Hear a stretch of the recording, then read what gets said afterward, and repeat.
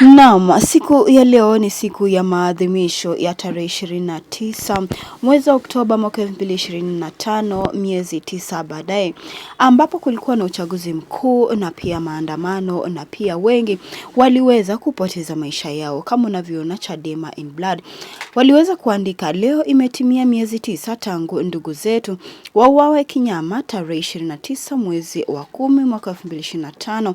Hii hatuwezi kusahau wala hatuwezi kusamehe. Na wengi kupitia kwenye mitandao ya kijamii wameweza kuadhimisha siku ya leo. Tuma ujumbe kwa serikali ya CCM kiongozwa na Mama Daktari Samia Suluhu waweze kuheshimu haki ya wananchi. Kama huyu aliweza kuandika hapo jana, kesho inatimia miezi 9 tangu ndugu zetu kikatili Oktoba 29 mwaka 2025. Kesho tutavaa nguo nyeusi na kuwasha mishumaa kuwaenzi mashujaa wetu. Pia siku nzima tutapost picha na video za mauaji kuwaenzi mashujaa wetu. Mama amka. Na inaendelea kusambaa kwa kasi kwenye mitandao ya kijamii. Kumbuka ni siku ya leo ambapo vijana wanaadhimisha kupoteza kwa wapendwa wao siku hiyo ya uchaguzi mkuu, ambapo wengi waliweza kupoteza maisha yao, na wamesema kuwa wanatuma ujumbe kwa serikali ya CCM iweze kuheshimu haki ya wananchi. Na leo ni miezi 9 tangu kufanyika kwa uchaguzi mkuu. Maelfu ya vijana walikusanyika katika maeneo mbalimbali nchini kuadhimisha siku hiyo, huku wakisema lengo lao ni kuwakumbuka waliopoteza maisha wakati wa kipindi cha uchaguzi na kutoa wito wa mageuzi ya kidemokrasia.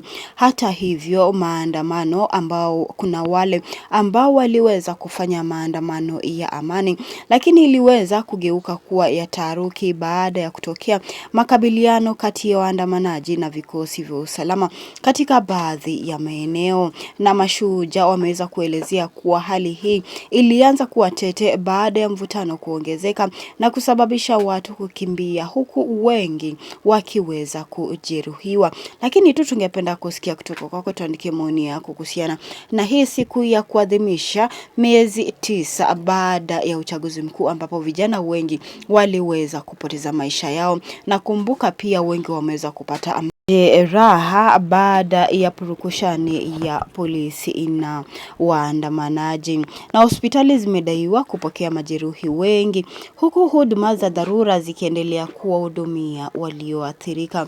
Na viongozi mbalimbali wa kisiasa na wanaharakati pamoja na viongozi wa dini wameweza kutoa wito wa utulivu, wakisisitiza umuhimu wa mazungumzo na kuheshimu haki za wananchi pamoja na kulinda maisha ya binadamu. Na wachambuzi wa masuala ya kisiasa wameelezea kuwa tukio hilo linaonyesha umuhimu wa kutafuta suluhisho la migogoro kupitia njia za amani na mazungumzo badala ya kupigana.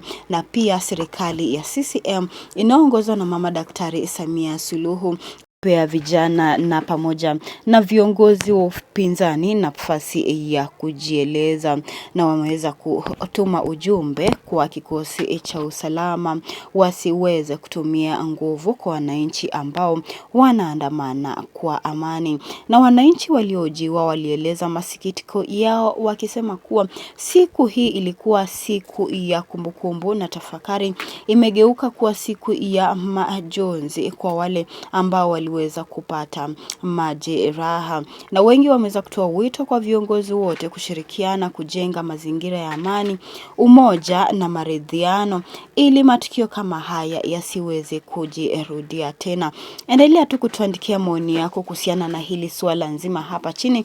Tungependa kusikia kutoka kwako kuhusiana na hili matukio yote, ambapo ni siku ya maadhimisho ya vijana ambao waliweza kuuawa, na wengi wamemtaja mwenyekiti wa Chama cha Demokrasia na Maendeleo Tundu Lissu kama kiongozi ambaye alikuwa anawatetea na yeye kama yuko ni si haki anayotendewa na serikali ya CCM, na pia wametaka Samia Suluhu aweze kumwachilia huru kiongozi huyu wa Chama cha Demokrasia na Maendeleo Tundu Lissu, ili awe huru, ili aje kwenye ground aweze kutetea wananchi, aweze kukabiliana na matapeli katika serikali.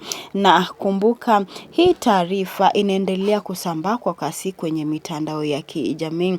Endelea tu kutuandikia maoni yako kuhusiana na maadhimisho haya ya miezi 9 baada ya uchaguzi mkuu yaliyogeuka kuwa ya kuwapeleka ambao walipata majeruhi hospitalini, kwa kuwa wengi waliweza kupata majeraha, na wengi wamemtaja Samia Suluhu aweze kulegeza kamba ili aweze kuwapa wananchi nafasi ya kujieleza, pamoja na viongozi wa upinzani, na pia serikali ya CCM iweze kuwapa wananchi nafasi ya kuandamana kwa amani, na pia mikutano ya kisiasa kwa viongozi wa upinzani. Kumbuka hapo awali serikali ya CCM ilikuwa imetangaza hakutakuwa na mikutano ya kisiasa, lakini wananchi wameitaka serikali ya CCM iweze kuwapa huru nafasi ya kujieleza viongozi wa upinzani kupitia mikutano ya kisiasa. Maoni yako ni yapi?